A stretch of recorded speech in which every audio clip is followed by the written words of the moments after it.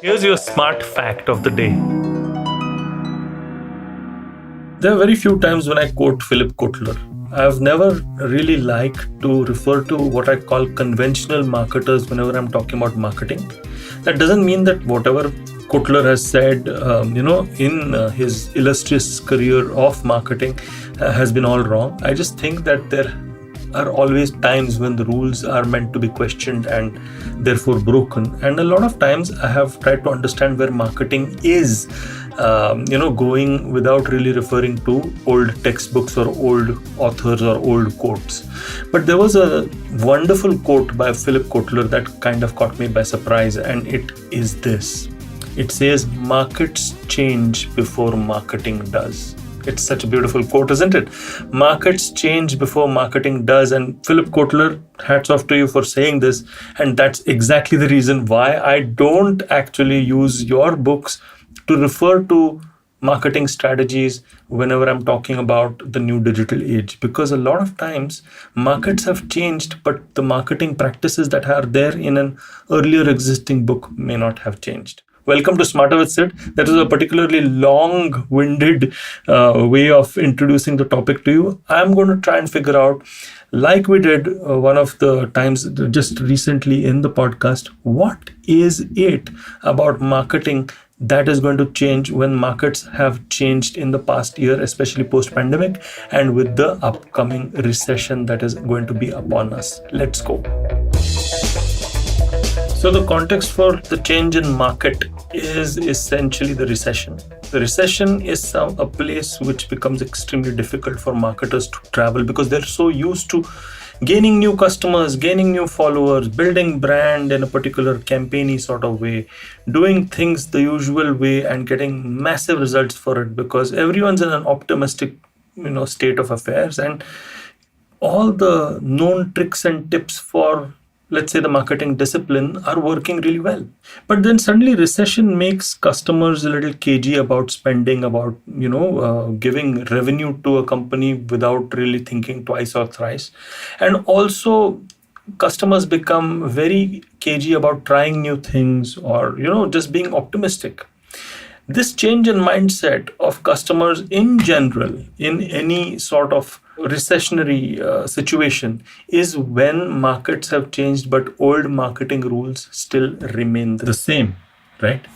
Now, it is our job as marketers to recognize the writing on the wall, understand that, hey, the rules that I know and I've been using and out of habit and all of that suddenly are not going to make any sense. So what should I be focusing on? And I would always, to any marketer, try to always go first with objectives. Once I understand the context, the new reality. And the objective over here is that, look, you will still need to generate revenues and profits for your organization through your marketing activities.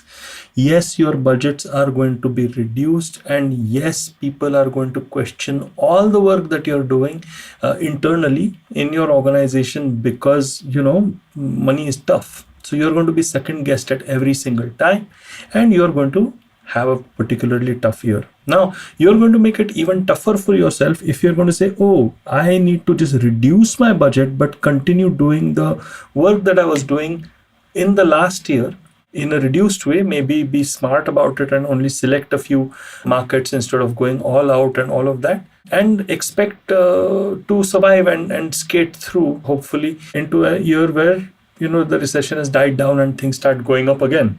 Now, that's one way of doing it. And if you're incredibly lucky, you might succeed.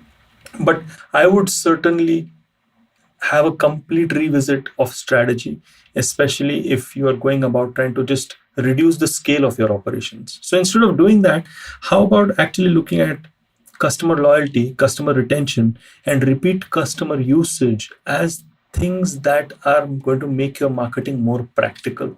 So instead of trying to gain new customers or look at just fewer markets but still try to gain new customers, how about looking at pre-existing customers and trying to resell to them or trying to up the value that you are trying to gain from each customer, the value per customer, or trying to make them more loyal and not filter away to competition, or trying to make sure that they become your advocates.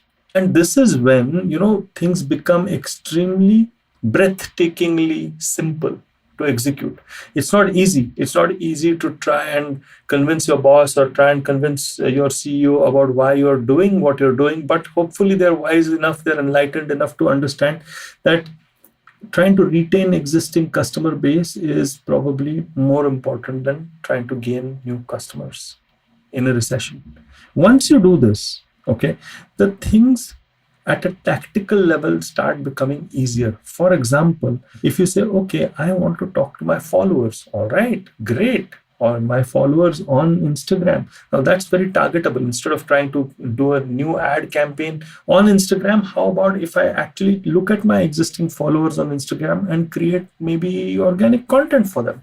How about if I look at the way in which the people in my community, maybe it's an offline community who have been gathering around, maybe, can I try and upsell? Let's say, for example, you're a bike maker and people have a community of, there's a community of bikers who are meeting offline for rides, etc. Can you upsell any gear to them, or can you upsell a new bike to them, to the same users, rather than getting new users or creating a new category? All I'm saying is, look, and I'm going to explore more ways of doing better marketing in a year which is going to be tough. All I'm saying is we need to put on our thinking caps and figure out a different way of stretching the proverbial dollar, rupee, or pound. We need to look at existing followers. We need to look at remarketing. We need to look at loyalty building. We need to look at enhancing experience, as we'd spoken about in the earlier podcast, but ensure that we keep our marketing practical. So instead of trying to splurge your money onto the next big campaign or onto the next big, thing like the metaverse or whatever it is, maybe take a pause, keep the marketing practical and real, and trust me, the people in the finance team, the CFOs of this world, including your CEOs, are going to appreciate the practicalities of whatever you say. They keep saying you should be bold when you look at marketing calls, but they look down upon a strategy which focuses on existing customers as not bold but timid. And I would argue that it is the boldest thing to do, to not look out for new customers, but to actually focus on existing customers. Now, you might wonder, is that the only thing that is going to help you do better marketing? No. We had looked at customer experience, enhancing customer experience as one. In today's podcast, what I've talked about is how do you change your focus from getting new customers to focusing on existing ones? Yeah. And you could, say, okay, how do I focus on existing followers or existing listeners or existing users, whatever your metric may be. And we will also be looking at some new things which you could do as a marketer as we go along, based upon the way in which the world is changing. But for this one, this is the lesson. Here ended the lesson. And markets change before marketing does is such a good way to end it. I hope you like this episode of mine. It's essentially something that I think will prepare us for the coming year. And as marketers, as entrepreneurs, as business owners, as people who are working, you just have a different way of looking at life.